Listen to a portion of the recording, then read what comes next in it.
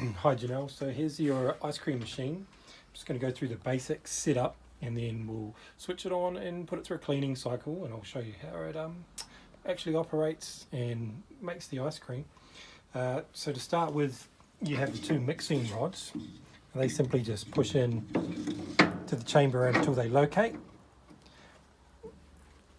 A little bit sticky to get in and out, but that's a good thing. So they just twist them until they locate correctly, and they should just sit in flush with the outside of the machine. So over here we have the handle assembly. We have the screws which hold that in place, the manual and the spare washers, etc., and seals for the machine. So I'll start by just slotting this into place. I've already put your handles in there. They just slot into position with a bar that goes across. It just then locates on the 4 screws. We just make sure that the big washers on the back of the machine are nice and snug in there before we put it on. And it just pushes straight on there. The 2 longer screws go in at the top. Take a bit of screwing in.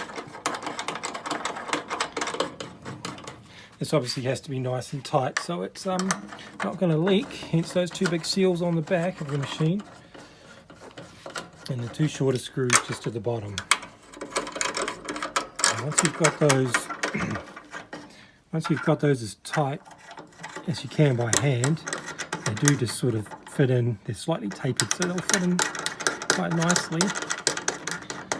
So we get those hand tight to start with. Takes some doing. Now this is what you have to do when you go through the cleaning of the machine every now and again. If you don't use the machine for a while, you need to pull the whole thing apart, because it actually gets a bit grotty even when you've given it a good rinse through a cleaning cycle. Any milk that's left in there will go mouldy, so you just need to run it through with a sanitizer or a bleach or something like that. Pull the whole thing apart and clean it out. It's a good idea to pull it apart if you're not going to use it for a while, and leave it stored with that off and everything nice and clean. They give you this little handle which just locks on the end there, and it just helps you tighten those more. So they need to be good and tight.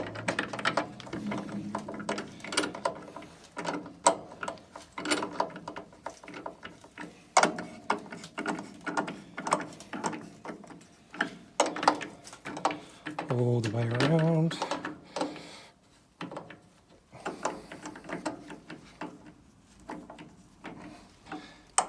Now it should be nice and tight.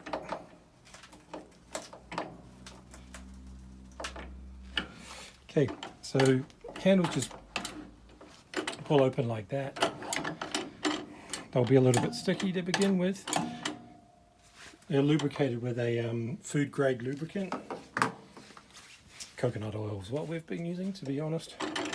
Okay, now just down below in here, it's your on off switch. We'll flip that to on and get a shot of the display up here. Now on your display, you have these different settings here.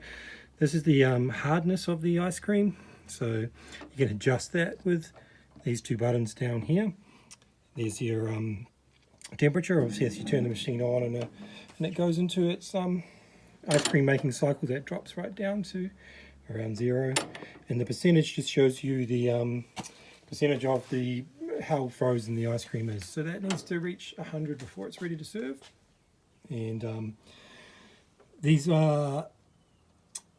part of the display is the part which I'm not 100% sure of. There's also a setup button here, which you don't really need to worry about. I've never had to use it for anything. Now, so automatic will basically start the machine. It'll engage the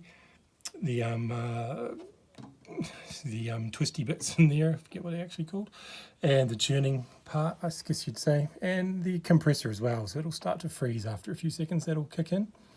This is the cleaning cycle. So once you've finished making ice cream for the day, you just stop the machine, and you would then flush out any ice cream you've got left over. It pays to leave that for a little while. You can even put in some fresh mix that's not frozen, obviously, and it helps just get rid of any excess at the end of the day just by running it off using the handles.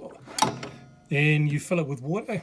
Up here is the reservoirs where obviously your ice cream goes, and also your water goes when you're cleaning the machine. So when you do the cleaning cycle, fill these with water, and you just hit the cleaning.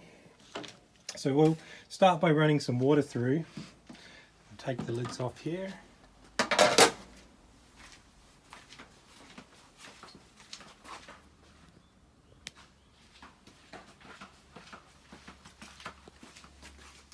Okay, and we'll just put a little bit in to start with, just to make sure we've got that front panel nice and tight. Just checking there's no leaks around the edges, obviously. Handle's always shut when you're filling it with water.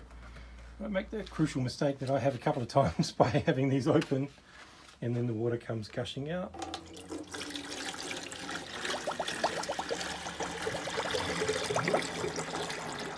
So each side of the machine holds about 2 litres, as far as I can tell. I think these reservoirs and each side of the machine holds 8 litres in total, but we've never really filled them anywhere near that much. We usually just put about, once the machine's filled with ice cream mix, we usually just sit about this much in at a time. The reason for that is if you're not having a really good turnover, obviously this doesn't stay cold, so you don't want we're using milk, so we don't want our milk to sit there and get warm throughout the day, so we just try and keep that as low as possible if we're experiencing quiet periods, busy periods, or if you're busy flat out, obviously you can fill that right up. Pop your lids on, keep anything out, and we'll put it on a cleaning cycle to start with. So we simply just hit the cleaning button. Machine starts to churn. Now that's at the end of the day, once you've flushed all your remaining ice cream out, filled it with water, you let it run for about 5 minutes or so, and then you just start to flush it out again. You have to repeat the cycle maybe 3 or 4 times. We start with cold water, then we will, once it's a bit cleaner, starting to run a bit clearer, we're happy all the excess ice cream's come out, we'll use a bit of warm water and a bit of and I always use a little bit, I've been using a little bit of detergent spray, but it's recommended to use a food grade sanitizer. I do believe food plans require that. So we'll leave that running on a cleaning cycle for a while. Obviously the churning arms need to be going to get rid of the water, so we have a handle on each side of the machine, so that they obviously go to their respective reservoirs. You can have different flavours in here, and your central one is a mix of the two. So when we're cleaning, I very seldomly worry about using the middle one. I'll just run it off a little bit, mainly just concentrate on the ones which go directly to the reservoirs. So we'll run that water out. You're not going to hurt the machine by having it going a little bit without water or ice cream inside it. So you wouldn't want to leave it too long, something like that. Okay, so see how we've run the water from each side out again. So just assume this is the end of our cleaning cycle and the water's running clear. Just indicates that it's clean. Middle one as well, sometimes a little bit gets stuck in there. So at the end of the day we'll then stop the machine and we're ready for the next day and switch it off. So we'll I'll pop more water back in there and we'll just show the machine operating and what it does when it actually starts to make ice cream. Again, just checking we've got those handles closed before we tip any ice cream mix or water back into the machine. This is something you need to be a little bit careful of. You don't want to spill water and have it running on any of the electronics. Not that I think there's much of a risk of that, but better safe than sorry.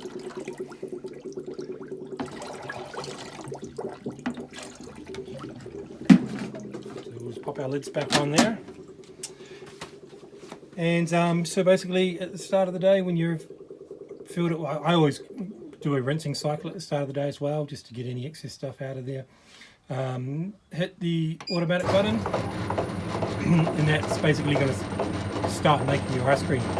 So it starts just by churning, and then we'll hear the compressor kick in a little second.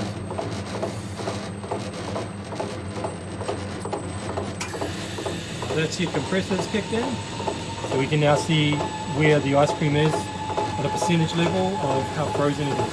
So during the day, if you're really busy, this will drop down as you make more ice cream.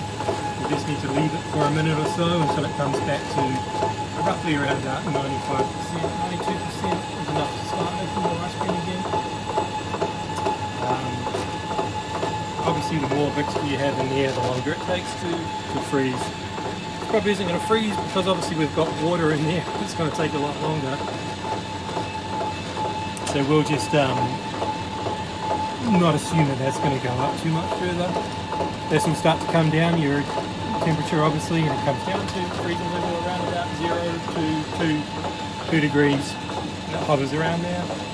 Now this is your hardness level, your softness level of the ice cream. To adjust that, there's your two buttons here. So say we want to make it a little bit softer, we hold that for a few seconds, it starts to flash, we push the button again, and it's adjusted it down. We leave it and it will reset itself. Okay, so it's reset itself to 2. Now that's if the ice cream's maybe coming out a little bit, let's stop that for a second. Now that's if your ice cream's coming out a little bit hard, you can make it softer, and vice versa, just holding it down until it flashes, pushing it, and you can adjust the hardness as well. Just let it reset itself. Now, I do apologize, I do not know what these symbols mean. I haven't paid too much attention to them. They don't seem to have any bearing on the day-to-day operation of the machine, and I can't shed any light on that, I'm sorry. But other than that, it's pretty straightforward. You know, you stop it just by hitting the stop button after you've finished making ice cream. Once the compressor has, it's reached its desired frozen level, the compressor will turn off, and the machine will stop churning as well.